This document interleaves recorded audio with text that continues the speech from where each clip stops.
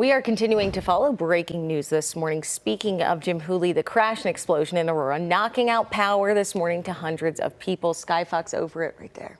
Yeah, this happened along 2nd Avenue, just east of I-225. We've got Jim Hooley live in Aurora there. Jim, we were watching live from Sky Fox earlier as they were putting that SUV up on the flatbed. Looked like quite the operation.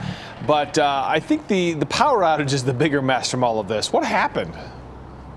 Right now, the power outage is still a concern out here. We've got Excel crews, more and them arriving here on the scene as we speak. And we have the crews working on what this basically is a power box here. They call it a circulation box. That's what they're removing here right now. That's what was hit when this vehicle, this SUV, the black SUV that was pulled out of here just a while ago, went up and over the curb at about 2:30 in the morning and took out that box. I mean, here's what's happening out here. Aurora police tell us that the box was hit, the SUV hit that box, then the car apparently went airborne, the SUV went airborne, traveled another 30 yards and rolled a couple of times up against the wall for the apartments that are here, the Griffiths apartments, and obviously that knocked out the power. And some of the people living here said they heard what they thought was an explosion when that box was hit.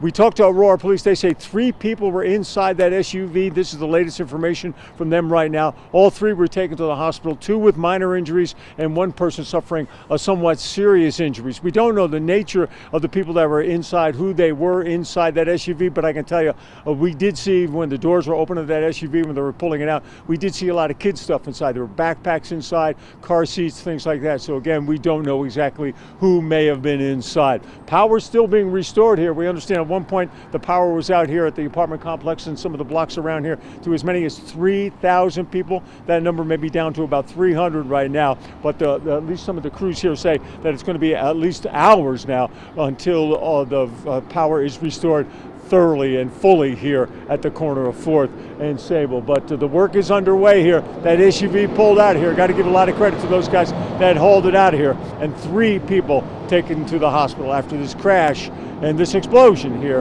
in Aurora earlier this morning. Live in Aurora, I'm Jim Hooley, Fox 31. What a scene out there this morning in Aurora. Thanks, Jim.